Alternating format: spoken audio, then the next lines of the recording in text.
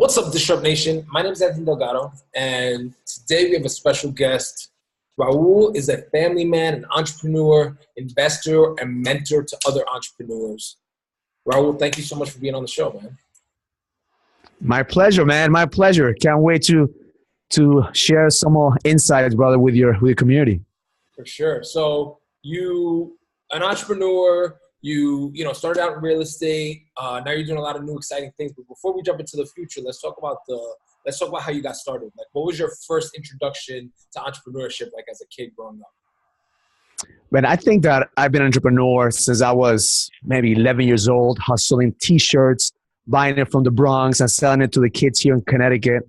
And it was because, I saw the opportunity. I used to sell gum. I don't know if I think you're old enough to remember when the lollipops that made your tongue blue started to come out. And that was a thing back in the days when I was in high school, that I started hustling candy and hustling T-shirts. And afterwards, I kind of got a little bit distracted to the dark side. So some of my friends were hustling drugs, and I realized, you know what, that's not something I want to do. Some of them went to jail. Some of them got shot. So I said, it has to be a legit way to make money. So then I started working with a lawyer that introduced me to the legal side of doing business. So I wanted to become a lawyer at one point, and I thought I was going to become a lawyer. But then I realized, man, that lawyers, it takes a long time for them to get paid. And as an entrepreneur, you know that we want to bring value to the marketplace, and we also want to make money. So that was my drive. I always knew that I was an entrepreneur since I was 11 years old. But my career really got started when I read the book Rich Dad Poor Dad. And I don't know if you read the book Rich Dad Poor Dad, and Robert Kiyosaki talks about leverage, using real estate as leverage. And I bought my first property when I was 21 years old. I went to the bank and I had 3% down. I got an FHA loan. I think I had like 15 co-signers. I talked to my family to co-sign with me. And we bought our first property. It was a multifamily. So I was making money, renting it out and living there. And that was my first introduction as an entrepreneur, to see how we could leverage some money, leverage the banks, and leverage time at the same time. Very cool. So you read the book, Rich Dad Poor Dad. Did you have any other mentors in your life or people that gave you this advice? Or were you literally reading this book and were like, oh my God, I'm the poor dad. My dad is the poor dad. How do I change the cycle of your legacy? So here's a cool thing. I read the book and I was halfway through the book and it said, you have to buy a multifamily home. So I went out there and I got the multifamily home. So I lived in a one bedroom apartment, a little tight apartment. I rented the whole house out. And then one day a guy comes over and wants to rent the big part of the house, and he pays me a year's worth of rent in one lump sum. At that point, I think it was like $20,000 or something. I never saw that much money in my life. So I took that money, and what do you think I did with the money? At 21 years old, what do you think I did with the money? Invested it into bottle service. Close. I went out to the BMW dealer and I said, I want you to build me this badass M3 red leather seats. And that's what I made it, man. I felt like that was the whole thing. That was the whole gig, right? Just, make money so you could start flashing. And I bought that car. Actually, I wanted a custom-made car, so I didn't buy it. I put a down payment. I gave them $20,000, and I was going to pay the difference in the monthly payments. And they said, well, it takes 6 months for us to build the car that you want. So I placed the order, I gave them the money, and I continued reading the book. And then I got to the chapter that says, the worst investment you can make is a car. And I said, shit, I fucked up. So I went out to the dealership and I said, I'm sorry, I need to get my money back. I made a mistake, I can't afford it. So they said, well, at BMW here, we pride ourselves in customer service. So of course we're going to give you your money back. And they gave me my money back. So shout out to BMW. Thank you for not keeping my money. And months back. And I invested in another multifamily. And I bought it with my brother. We bought it and we flipped it. We made $100,000 in that property. And I said, that's it. That's the game. That's the game. I said, I could just flip these properties. I just put a paint job. And at that moment, it was easy to make money in real estate. And we were flipping properties left and right. My brother and I, we bought, we sold. We were in the lawyer's office every single week, signing contracts, signing deals. And that's when I quit my job. I went into real estate full time. I met a mentor that showed me the game of how to leverage, how to invest in real estate, and the rest is history. That's amazing. So you got lucky that you went all out and customized the car because you were able to get your deposit back and go and invest that money. That's an So my, amazing story. my advice would be don't do anything until you finish reading the book. Oh, wow. So now let's talk about, so what year was this around? Because you were talking about the real estate market was a lot different.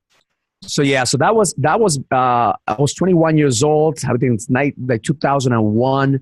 Then I was riding high, man. We were buying properties. I had a mortgage company, I had a real estate company, I had an investment company, I had a construction company. And all of a sudden, I thought I was untouchable. I had over 150 people working for me. I was a young guy. I was worth millions. At my 30th birthday, I remember my CPA sent me a letter saying, "Hey, how'd you do this, man?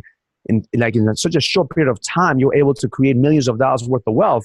And I said, "Well, just invest in real estate, man. You can't go wrong." Every single time that I got money, I bought another property. But when the market crashed, I got too comfortable because I thought I had enough wealth. I had accumulated enough assets that I was going to be able to weather through the storm, and I was over leveraged. And I didn't have people that went through the market cycle before. Had a bunch of people that were riding the waves, and they were looking at me for answers, but I didn't have the answers. I'm like, shit, I'm making shit up as it goes along. So the mistake that I did is I thought I was Superman. I thought I was going to be able to weather the storm. So it just, from 2005 when it crashed, 2007 when it crashed, it was 2009 that I started to really recoup again. And I lost a lot of assets. I lost millions of dollars, and I almost went broke. But that cycle made me. That cycle made me a real entrepreneur, because anybody could be an entrepreneur when the market is high. Anybody could be an investor when things are going high. But it's when shit goes down, when the storm hits, is when you really realize, okay, what are you made of? Because I could have gotten a job. I could have gone back to my job, or I would figure shit out. And thank God, man, I was hungry. I remember talking to my wife saying I couldn't pay for the mortgage, but I had to pay for the office space. So I always was good at paying of knowing that my business was the only way I was going to get out. It just, I needed to find what was the niche market. And that's when I think, God, sent me like a little blessing, an email from a marketer that says, "I'm going to show you how to invest in distressed properties." I didn't know what it was, and I signed up for that webinar. At that point, I'd never been to webinars before. That's what's so important for people who have a message to share the message. You never know who you're going to impact. And this marketer was selling a course of how to invest in distressed real estate. And I remember I didn't have the money, and I bought that course and I put it in my American Express, knowing that in the next month I probably couldn't be able to afford to pay the bill. And I flew down to Vegas, and I learned the game, and within 30 days, I was back in business because I applied what the information that was given to me was, just like I apply in the book. That's amazing. So you go down to this conference and you learn from this mastermind, and you're waiting on the Amex to hit, right? I can imagine it. And then what's the first distressed property you buy, and how do you get back on your feet after that? And did you have like foreclosures that you were dealing with? Yeah, well, we have multiple avenues. So you either buy distressed properties, we will buy the short sales, or we'll do short sales. But then I started knocking on banks in every single door of the bank. So I went from, we were managing thousands of properties in the distress market. So it went from, buying one little property here to managing thousands and really acquiring portfolios. So that saved my career. Like realizing that in every cycle, in every catastrophe, there's always opportunities. So when people don't make money, there's always opportunity for you to make money. You just have to find the niche. You have to find what's the added value. So I was one of the preferred vendors for HUD, for the government, for Fannie Mae, for Wells Fargo, for Bank of America. I mean, we were expanding like crazy. So the worse the market got, the bigger a company got. And we rode that wave from 2009 all the way to 2000 and maybe 13, 14, when we started seeing the comeback of the market in real estate. Very cool. And now you have your transition period. So now where did you go from real estate? I would assume you're still doing real estate, but where did you go from real estate to now what you're doing? Well, see, that's the story that's the story that I think that a lot of entrepreneurs who will listen to the podcast will get value from, because I was focusing on making money. And then once you make money and once you know how to make money, the next level is, are you making a difference? Are you creating an impact? So I started going through what I call the midlife crisis in my 30s, which the reality is that there is no midlife crisis. I realized that as a man, you have to go through the rite of passage. And I believe that a midlife crisis is the opportunity for you to go through what we call the tunnel. And the tunnel is the opportunity for you to come from being a boy to becoming a man.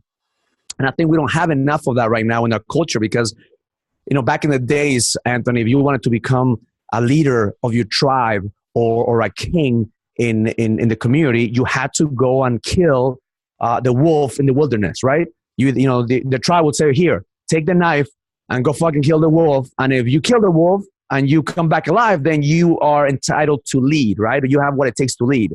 Nowadays, leaders are just the ones who can make money, or leaders are the ones who have a position or have a degree. And that's where the midlife crisis comes in, because I wasn't a leader. I knew how to make money, but that was only one avenue of my life. So then I started going through growing pains, physical pains. I thought I had cancer. I started drinking. I started sabotaging my business, sabotaging my relationships, sabotaging my life because I didn't have purpose. I was making money. I just didn't have purpose. So that's when shit went down, and I thought I was going crazy because, I went through depression. I started drinking every single night. And I think a lot of entrepreneurs think that once you make money and you know how to make money, all your problems are going to be solved. But unless you focus on the purpose and the impact that you're making, really money doesn't matter. Money is just going to amplify the promises that you have right now or the shit that you're hiding from. Absolutely. If you had one piece of advice to give young entrepreneurs who are coming up to help them thrive without burning out, what would that be? Fuck balance, brother. There is no balance. And everybody's talking about balance. There is no balance. You have to learn how to integrate your life. You can't just work. You gotta take care of yourself. Now, I never worked out, Anthony, until I had my midlife crisis. I never worked out. I thought working out or taking care of my body, I'll do it when I'm a billionaire. I'll do it when I have time. I wasn't intentional about my relationships. I only talked to people who would bring me money or were part of my business. I didn't have a circle. I was closed up. I would just focus on what I call the warrior mode. Because the warrior mode is when you go in there and you fucking hunt. And warriors, they only care about two things, Anthony. And you relate at your age, I don't know where you at right now, but warriors care about getting paid and getting laid. And that's all we care about. And the warrior stage of life is when you find what I call the edge.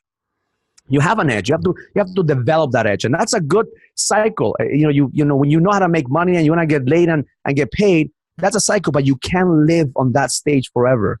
The next level from there is you have to go through the tunnel, and some men right now stuck in that stage, making money and getting paid. I mean, Tinder, shit, you get laid any single fucking day, making money. You can fucking throw a product online and make some money, but it's not about making money or getting paid. It's about creating a purpose. And then once you go through that tunnel, that midlife crisis that I'm talking about, and every single man is going to hit that, whether it's in your 30s. And I see now, Anthony, the depression that men are going through is they hit in that tunnel early on. I see men going through this at their 20s, man. They know how to make money. They're millionaires online, but they don't have the purpose. They don't have the integration. So they go through the rite of passage in order for them to become what I call the king. A king is somebody who has integrated their life, their business. There is a purpose. Their relationships have purpose. Their health has a purpose, and their connection with a higher power, higher being has a purpose. So everything is about integration in life. There's no balance. That's awesome, man. I love that. And it's a really important message because, especially in this Instagram, Snapchat, Facebook world, we're always focused on the likes, the instant gratification, the next, whatever it is. And all you see is the highlight reel, right? You look on social media, all you see is the flashy cars. And there's not really enough people that are realizing that, success is a journey. It's not really a destination. And it was actually similar to what you did, right? You went and you were going to buy this car. You were like, okay, I made it.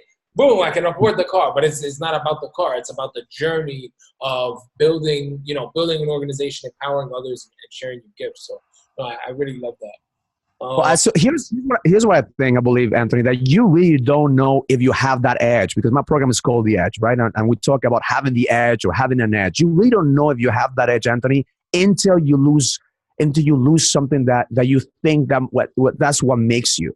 Until you go through that tunnel, until you go through that journey. Like, if you're blessed that everything is going fine, great. But everything is going fine in your life and you're not pushing yourself to really go to the next level, then you don't have that edge. Like, having an edge doesn't mean knowing how to make money. Having that edge doesn't mean having a having all the highlight reels. Having an edge means like, can you go through shit in life and still show up the same way and still create that impact? Because it's not about how, just showing a good side of you. It's about showing the good side of you when shit is not, like, you being real about the shit that you're going through. And that's the problem that we have as men. As men, we position ourselves, we pretend we don't have those real relationships that allows us to learn more. And that's what happened with me. The reason I lost millions of dollars is not because I didn't know or didn't have the capacities, because I was closed-minded, I was closed up. I didn't let people in to give me the insights. I wasn't seeking for guys who've been through that shit. And as men, we don't ask directions when we get lost in that gas station. So it makes us feel weak if we ask directions in life. That's the reason we have it. That's the reason that we have so much problems as men, is because we get closed up. We don't have that community. We have networking events. We talk about money, but we can't talk about why you're watching porn every single day instead of connecting with your partner. We don't talk about why you're drinking every single night instead of facing your fucking problems. We're not talking about why you don't feel connected with a higher power and you fucking pretend you go to church every single weekend thinking that you have to be a good boy. We're more interested in being good boys than being men. I'm not talking about being a man like in a macho way. I'm talking about being a man and facing the fear, facing the struggle, having those conversations with your lady about like why you're not satisfied. Why you're not satisfied sexually. Why you're not satisfied with a relationship. Have those real conversations. That shit would change the game. No, definitely. And I think there is almost a crisis in manhood right now where, we're still expected to be hard. And like you said, we can't express our emotions. We can't express our feelings. And then on the flip side, you kind of have like the Me Too movement and all these other kind of movements on the flip side where women are the most self-expressed they could ever be. But men are still in this kind of old traditional mold, and they're not really allowed to express themselves. So what do you think? What's like some advice that we don't have enough male role models in our lives that we could look up to. You told me you were in Puerto Rico. I'm Latin. You're Latin. The shit that we go through is acceptable. Like we have bought into the story of what it's like to be a man by our parents, by our grandparents, by our community, by the people who expect us to act a certain way. So like if you cry, you're weak. If you show emotions, you're weak. And that's the reason that we're so bottled up that where can we express our emotions? When we are drunk, when we're high, when we're with our boys, and we want to fucking just, like the reason that most of us, and I've been there, we drink and we go to parties because we want to let go of all the pressure that we have in our lives. At least women have the community. Women have been taught to be around other women and talk about the shit they're going through. Not us. We don't talk about the bad shit. We only talk about the good. And that's the reason that the Me Too movement is so strong. And I believe on that is because it's exposing us to change. It's exposing us to change, man. It's time for us to level up as men and say, okay, shit, man, I'm hurting too, but that's not going to be my story. I need to either move through and pass through because it's not your father's fault. It's not the coach's fault. Like you have so much access now as a man for information, to books, to all this shit that if you don't seek out help, if you don't seek out other people that help you, then it's on you. Your father only raised you the way that he raised you because that's all he knew. He didn't have the internet. He didn't have the books. He didn't have the shit that we have right now. So that's what I'm passionate about, man. I'm helping businessmen become better leaders. That's what we need in this world. Fucking leaders. Not men that know how to make money. Not men that are looking to be successful or that chasing success. I'm looking for men that are leaders, that are looking for greatness, that are pursuing greatness. And not just in business, greatness in their lives. That have a legacy. I have a 13-year-old kid, a son. Like I want him 20 years from now to be able to see shit. Like this is what leaders do. I want my little girl to marry a man that will take care of her, not because he has to, but because he wants to. That's amazing. I love that. So we're running low on time, but before we start to wrap up with the last questions, tell us more about the 100-day challenge. The Edge 100-Day Challenge is really helping men in 100 days to do more than they usually would do in a year.